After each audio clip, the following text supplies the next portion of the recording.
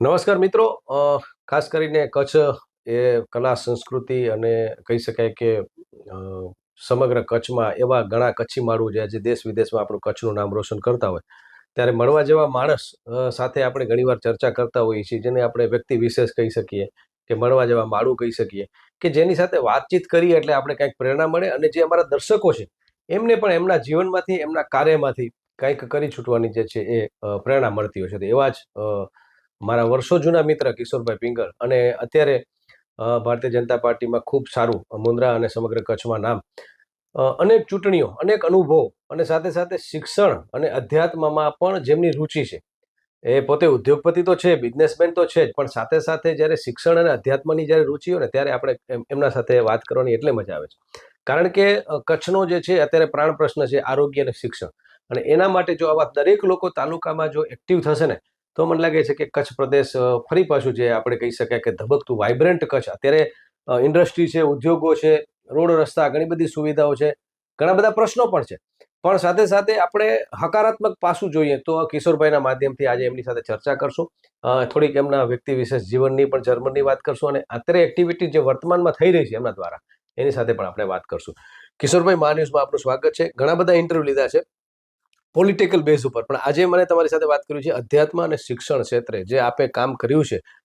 એના પહેલા મને તમારો થોડોક પરિચય અમારા દર્શકોને, જે અમારું યુથ છે એના માટે તમે એક આઇકોન સાબિત થઈ શકો છો. તમારું બાળપણ, શિક્ષણ કઈ જગ્યાએ અને કેવી રીતે થયું?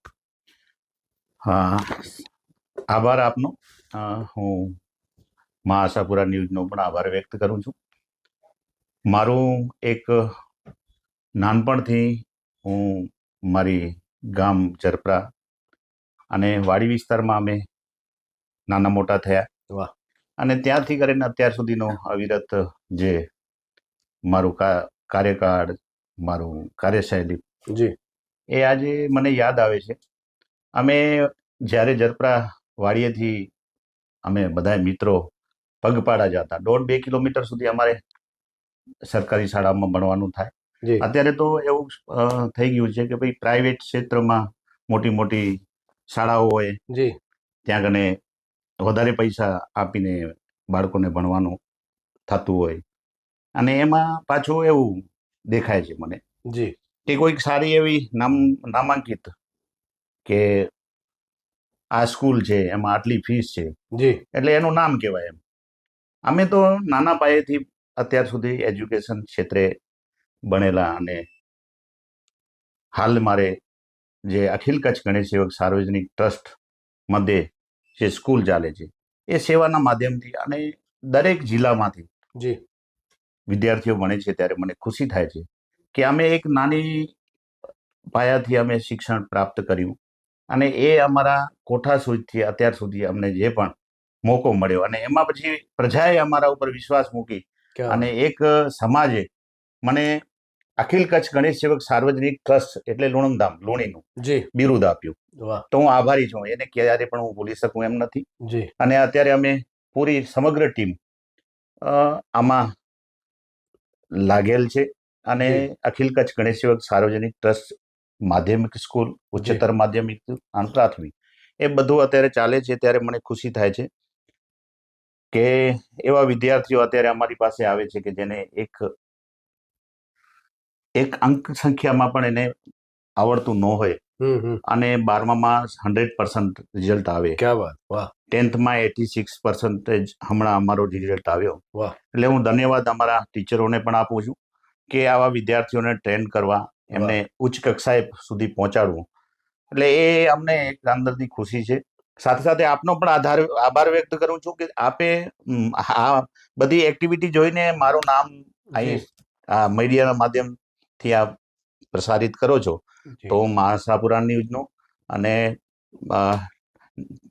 ન્યૂઝ 11 ન્યૂઝનો પણ હું આભાર વ્યક્ત કરું છું કે જેથી કરીને આ બધી નોંધ લેવા જેવી છે કે કોણ કયા ક્ષેત્રમાં કામ કરે છે. અત્યારે રાજકીય ક્ષેત્રને હું વાત નથી કરતો, રાજકીય ક્ષેત્રમાં ઘણા બધા લોકો કામ કરતા હશે, પણ મારું સેવાનું માધ્યમ છે. જ્યાં લડાઈ કરવા જેવી હોય છે ત્યાં કરીએ છીએ અને કરતા રહીશું. અને સાચી અવાજ ઉપાડવા જેવી હશે ત્યાં ઉપાડતા રહીશું. અને સાચા માધ્યમથી કામ કરવું એ મારી પોતાની હોબી છે એમ. જી. કિશોરભાઈ, મારે ખાસ કરીને ગુરુ વિના જ્ઞાન નવું છે. બરોબર છે. તો એ મને એ જાણવું છે કે તમારા શિક્ષકોને તમે યાદ કરશો અત્યારે, કે જે શિક્ષકોએ તમારો કાન પણ આંબળ્યો હશે, તમને ક્યારેક જે છે એ ગુસ્સો પણ કર્યો હશે, પણ છતાંય એમનો ગુસ્સો, એમનું જે છે એ આપણી કચ્છી ભાષામાં કંઈક વઢ, એ તમને આજે પણ ઉપયોગી થઈ હશે. એવા શિક્ષકોને મને યાદ કરવા છે તમારા માધ્યમથી. અને માતા પિતા અને વડીલોનું જે છે તમારા જીવનમાં ઘડતરમાં જે અત્યારે, કારણ કે ઘણીવાર એવું થતું હોય છે કે વ્યક્તિ જ્યારે ટોચ ઉપર પહોંચે છે ત્યારે જો એની અંદર જો એનો બેઝ, જો ફાઉન્ડેશન મજબૂત ન હોય ને તો એ બિલ્ડિંગ ધસ થઈ જાય. કિશોર પિંગોલ આજે પણ અડીખમ છે. બેઝમાં કોણ છે, કયા શિક્ષકો છે, કયા વડીલોને યાદ કરશો? અમે જ્યારે પ્રાથમિક સ્કૂલમાં ભણતા હતા ત્યારે અમારી સાથે ખેડા જિલ્લાના ભરતદાન ગઢવી સાહેબ હતા. એ અત્યારે પણ મારા હૃદયમાં જી અને અત્યારે યાદ કરીએ છીએ. અને અમે જ્યારે ભણતા ત્યારે એવું હતું જી, કે પનિશમેન્ટ શિક્ષક આપે પણ માવતર સુધી ન પહોંચાડવા દઈએ. એ ક્યાં વાત. અમારે અને માવતર પોતાને ના, હા, ઉપરાણું પણ ન લેતા. એકચ્યુઅલમાં એવું હતું કે જો માવતરને ખબર પડે તો બીજી એના ઉપર પણ પનિશમેન્ટ મળે, જી માર મળે જી, કે બીજું કંઈ પણ થાય, એના બીકથી. અને એ ભણવાની મજા હતી એ અલગ હતી. અને અત્યારની જે મજા છે કે દીકરાને કોઈ ભણતો વિદ્યાર્થી હોય એને કાંઈક શિક્ષક કાંઈ કહી દે તો એને સીધે સીધા પેરેન્ટ લોકો જઈ કરી જી અને શિક્ષક એટલે ગુરુ કહેવાય. અને ગુરુ વિના તમે કીધું કે જ્ઞાન ના ઉપજે, જી, તો એ ગુરુ હતા કે જે અમે પોતે પણ એમ કે ત્યાં ઘર સુધી કમ્પ્લેન ન પહોંચે ત્યારે અહીંયા અત્યારે સારી સેવા આપી શકીએ છીએ. એ અમારું માધ્યમ હતું. રહી વાત કે સંસ્કારોની, તો વડીલો, માવતર, જ્યારે માતા પિતા જી, પોતાના બાળકોને સંસ્કારનું સિંચન કરતા હોય તો એ મારા માતા પિતાઓ અને મારા વડીલોએ જે અમને સંસ્કાર આપ્યા અને અમને સમાજે જવાબદારી આપી અને રાષ્ટ્રના જે પણ સારા સારા વ્યક્તિઓ જે અમારને જે જવાબદારીઓ આપે છે અનેક ક્ષેત્રમાં, જી, ત્યારે એ ગંભીરતાથી લઈને આજે કાર્ય કરીએ છીએ. તો એ જે માતા પિતાના સંસ્કારો થકી અહીંયા અમે પહોંચ્યા ક્યાં છીએ. વાત હે, વાહ. અને આજે પણ મને એ ખુશી છે વાતની કે હું એક નાનો વ્યક્તિ, અમે કોઈ શ્રીમંત પરિવારમાંથી નહીં, પણ એટલું ખરું કે એ જ્યારથી અમે જન્મ મળ્યો છે ત્યારથી કરીને અત્યાર સુધી ક્યાંય દુઃખ નથી જોયું. વાહ. શ્રમજીવી પરિવાર રહ્યો છે મારો અને ખેડૂતનો દીકરો છું. સાથે સાથે મારા ફાધરે જે દરજી કામમાંથી અત્યારે અહીં અમને પહોંચાડ્યા, તો અમે તો ક્યાં વાત. ધન્યતા અનુભવીએ છીએ કે જી અત્યારે આ ક્ષેત્રમાં હરેક વ્યક્તિઓ સાથે વ્યવસાયિક રીતે જોડાયેલા છીએ. જી, અને દરેક વ્યક્તિઓ સાથે ગંભીરતાથી વાતો કરતા હોઈએ છીએ અને સમન્વય એક અને સંવાદ એ જી, બેને સાથે રાખી અને આજે કામ કરીએ છીએ ત્યારે જી, સારો અમને પ્રતિસાદ પણ મળે છે. જી, સાથે સાથે જે ભગવાને આપ્યું છે એમાંથી અમુક પર્સન્ટેજ છે સેવા કાર્યક્ષેત્રે પણ વાપરવા માટે અમને અંદરથી ખુશી છે. ક્યાં વાત હે. એટલે કહેવાનો ભાવાર્થ એ છે કે તમે જો કદાચ ભગવાને સારી કૃપા કરી હોય તો તમારે કાંઈક કોઈ ગંભીર સમસ્યા હોય એમાં તમે તમારું યોગદાન આપો. ઘણી બધી સમસ્યા હોય છે કે તમારી પાસે આવતો વ્યક્તિ કેવો છે, તો એ કયા પ્રકારની તમારી પાસે માંગણી લઈને આવે છે, એને તમે સમજી કરી અને એને તમે યથાશક્તિ તમે દાન આપો, એને સપોર્ટ કરો. મારા જીવનમાં જ્યારથી મને જે જવાબદારી મળી છે ત્યારે મારી પાસે દુખિયાઓ કોઈ પણ આવે તો મારી પાસેથી એમને એમ નથી ચાહતા. અને હું મારા સ્વભાવથી એટલું સમજી શકું છું કે આજે પણ પરિસ્થિતિ બહુ ખરાબ છે માણસોની. ક્યાં વાત, સાચી હું વાત. આપના માધ્યમથી કહી શકું. જી જી જી, શિક્ષણ ક્ષેત્રે પણ ઘણા વ્યક્તિઓ એવા છે કે જે ફીસ પણ અત્યારે નથી ભરી શકતા. એ અમારા સંસ્થામાં આજે અમે જોઈ શકીએ છીએ. જી, તો એના માટે અમે અપીલ પણ કરતા હોઈએ છીએ કે એવા બાળકો છે કે જે લોકો બિચારા નથી ભણાવી શકતા, ત્યારે એ સંસ્થાઓનો સહારો લે છે અને એ સંસ્થા થકી એ આગળ પછી દીકરાઓને હાયરલી એજ્યુકેશન સુધી પહોંચાડે છે. એટલે એ માધ્યમ આપણા સૌ માટે એક મહત્વનો પાયો છે અને એમાં બધાએ આપણે સહયોગી બની અને આ ક્ષેત્રને ખૂબ પ્રમાણમાં આગળ ધપાવીએ એવી મારી પોતાની આપના માધ્યમથી બધાને અપીલ છે. જી, સાથે સાથે આરોગ્યની પરિસ્થિતિ બહુ ખરાબ છે. આરોગ્યમાં પણ ઘણા પરિવારો એવા છે કે દિવસા દિવસે આ જંક ફૂડના લીધે ઘણી બધી બીમારીઓ આવે છે. પણ ઘરમાં અત્યારે સમસ્યાઓ એવી હોય છે, લાખ રૂપિયા પણ હજારો રૂપિયા નથી હોતા, તો જી, લાખોની વાત તો અલગ છે. ક્યાં વાત. એટલે ટૂંકમાં કહેવાનો ભાવાર્થ એ છે કે બધાએ સુખી નથી.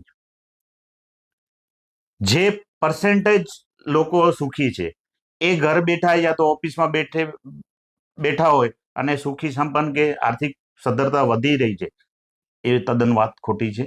આજે દિવસા દિવસે પરિસ્થિતિ નબળી થતી જાય છે માણસો બહુ જ ખરાબ પરિસ્થિતિમાં આજે પણ જીવી રહ્યા છે, એ અમારા સુધી આવે છે ત્યારે અમને ખબર પડે છે. જી, એક નાનકડો વિરામ અને ત્યારબાદ મારે વાત કરવી છે અખિલ કચ્છ ગણેશ સેવક સાર્વજનિક ટ્રસ્ટની, અને ત્યારબાદ એમના પિતાશ્રીનું જે જીવનમાં ખાસ કરીને આટલો સંઘર્ષ કરીને કે કઈ જગ્યાએ જે છે એમનું વાક્ય જ્યારે સત્તા અને સંપત્તિ આવે ત્યારે મગજ જે છે એ થોડુંક હલવા માંડતું હોય છે અને વ્યક્તિ જે છે એ ઘણીવાર અભિમાનમાં આવી જાય. પણ એવી કિશોરભાઈને ગાંધી બાપુની કઈ જે છે એ વાત જ્યારે એમ અચાનક એમને યાદ આવી જતી હશે કે ના કિશોર આમ નથી કરવાનું, એવી વાત પણ ક્યારેક નાનપણમાં યાર એમને કીધેલી હશે, આજે પણ એમને યાદ આવતી હશે. તો કિશોરભાઈ સાથે એ વાત કરશું, નાનકડો વિરામ.